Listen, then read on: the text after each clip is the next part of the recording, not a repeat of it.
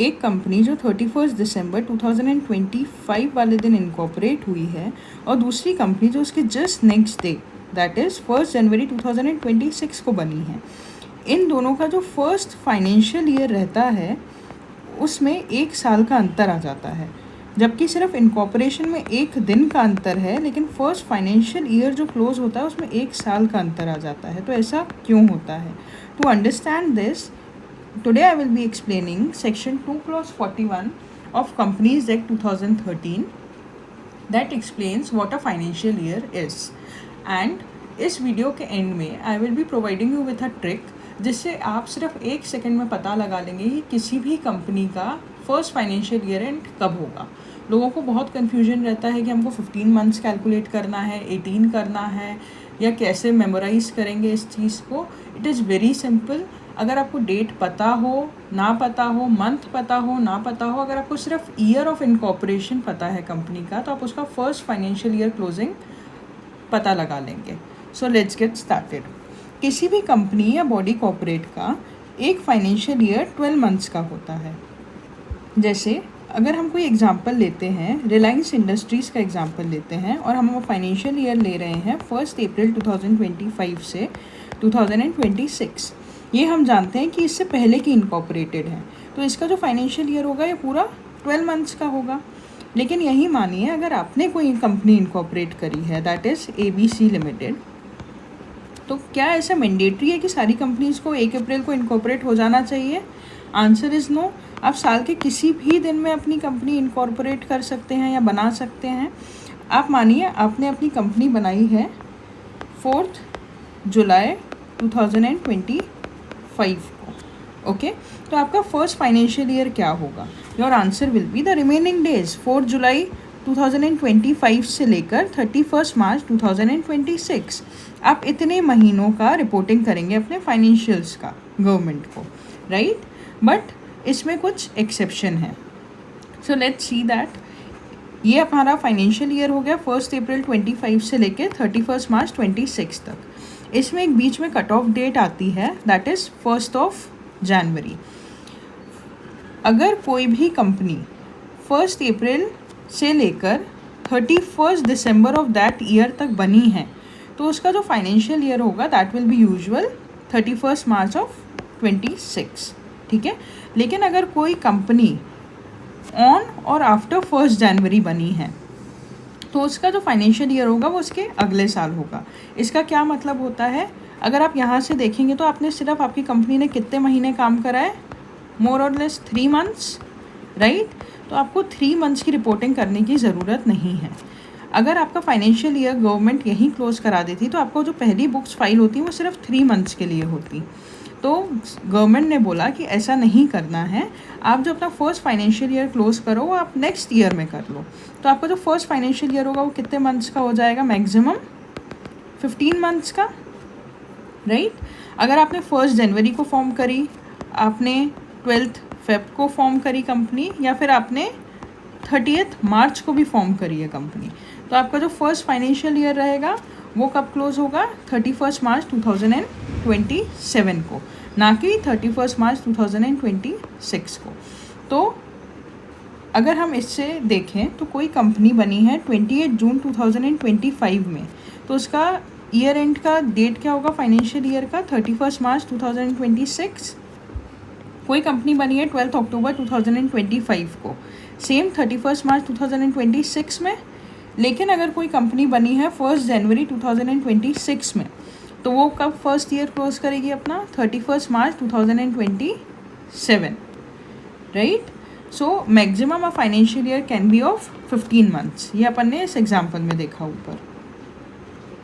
अब इसका कंक्लूजन है कि जनरली फाइनेंशियल ईयर एंड होता है 31 March of the every year, but अगर कोई कंपनी ऐसी है जो इनकॉर्पोरेट हुई है 1 जनवरी से 31 मार्च के बीच में, तो उसका जो फाइनेंशियल ईयर एंड होगा वो उसके अगले साल एंड होगा। इसका एक प्रोवाइज़ो भी है, वो हम बाद में देखते हैं, पहले हम इसकी एक ट्रिक देख लेते हैं।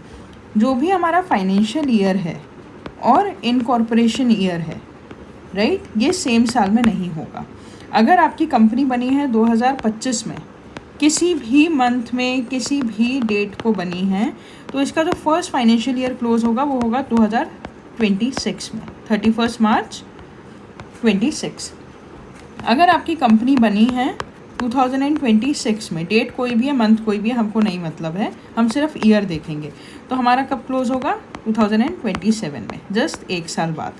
तो ऊपर वाले एग्जाम्पल में अपन को कुछ याद नहीं रखना है कि जनवरी में हुआ है या नहीं हुआ है। अगर MCQ बेस्ड क्वेश्चन आता है तो हम इजीली टिक कर लेंगे कि 26 की है 27 में होगा, 25 की है 26 में होगा, जस्ट 1 साल बाद। और हम सबको पता है कि हमारा फाइनेंशियल ईयर क्लोज कब होता है, 31 March of any given year, right. तो ये हमारी टेक्निक है। लेकिन अगर हमको इसका सब्जेक्टिव आंसर लिखना है तो हमको पूरा टाइमलाइन ड्रॉ करके उन्हें एक्सप्लेन करना रहेगा कि 1 जनवरी से 31 मार्च के बीच में जो भी कंपनी इनकॉर्पोरेट होगी उसका उसके अगले साल फाइनेंशियल ईयर क्लोज होगा, राइट। अब इसका एक प्रोवाइजो है, कोई भी कंपनी या बॉडी कॉर्पोरेट जो कि होल्डिंग, सब्सिडरी या एसोसिएट है, किसकी होल्डिंग है, कोई भी कंपनी जो इंडिया के बाहर बनी है। फॉर एग्जाम्पल एक XYZ इनकॉर्पोरेटेड बनी है, US की कंपनी अपन मान लेते हैं, इनने अपनी एक सब्सिडरी बनाई है इंडिया में, ABC लिमिटेड। XYZ लिमिटेड जो अपना फाइनेंशियल ईयर फॉलो करती है that is from 1 January to 31 December. और यहाँ हम लोग क्या फॉलो करते हैं, 1 अप्रैल टू 31 मार्च। तो अगर ABC चाहे तो वो सेंट्रल गवर्नमेंट को एप्लीकेशन दे सकती है कि मैं इसकी सब्सिडरी कंपनी हूँ, मेरे को भी यही फाइनेंशियल ईयर मेंटेन करने की परमिशन दी जाए। तो अगर सेंट्रल गवर्नमेंट चाहेगी तो वो उन्हें इस एप्लीकेशन को अलाउ कर देगी और फिर सिर्फ इस कंपनी का, ABC कंपनी का जो फाइनेंशियल ईयर है वो चेंज होके ये हो जाएगा। तो सेंट्रल गवर्नमेंट को मैंडेटरी नहीं है कि वो इनको अलाउ करे ही करें, राइट। एंड सेकेंड, इससे हमें क्या पता पड़ता है कि जिस कंपनी के लिए ऑर्डर आएगा कि आपका फाइनेंशियल ईयर चेंज होके कोई भी XYZ ईयर होता है तो वो सिर्फ उसी कंपनी पे अप्लाई होगा। अब हम इसका एक बार सेक्शन देख लेते हैं from the bare act. Financial year in relation to any company और a body corporate means a period ending on 31st day of March every year, okay, and where it has been incorporated on or after 1st January of the year, the period ending on 31st day of March of the following year। And ये इसका proviso है जो मैंने आपको ऊपर explain करा। So this is the memory technique. अगर आपका कोई भी MCQ बेस्ड क्वेश्चन आता है तो आप सीधा आप ईयर देखेंगे, उसका नेक्स्ट ईयर 31 मार्च आपका क्लोजिंग हो जाएगा।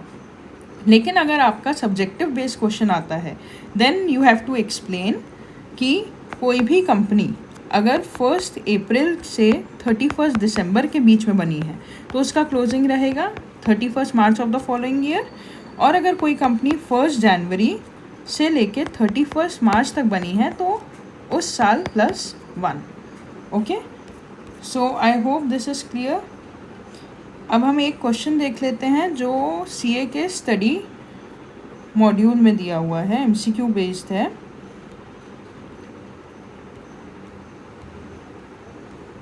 Okay, so here it is. हाँ, so in this Green Limited is incorporated on 3rd January 2023. As per Companies Act 13, what will be the financial year of the company? So 23, अगर ये MCQ based question है तो मैंने क्या बताया था, 23 से हम सीधे क्या करेंगे 2024। तो 2000, अब हम ऑप्शंस देखेंगे 2023, 23, तो ये दोनों तो ऑप्शन है नहीं, हम इन्हें क्रॉस कर देंगे, बचे ये दोनों ऑप्शन। अब हमको पता है कि हर एक फाइनेंशियल ईयर कब क्लोज होता है, 31 मार्च 2024। तो हमारा आंसर क्या हो जाएगा 31 मार्च 2024। और अगर सब्जेक्टिव क्वेश्चन आता है तो आई होप आप लोग वो टाइमलाइन बना के एक्सप्लेन कर पाएंगे। Thank you so much for watching. If you like the video please hit a subscribe button.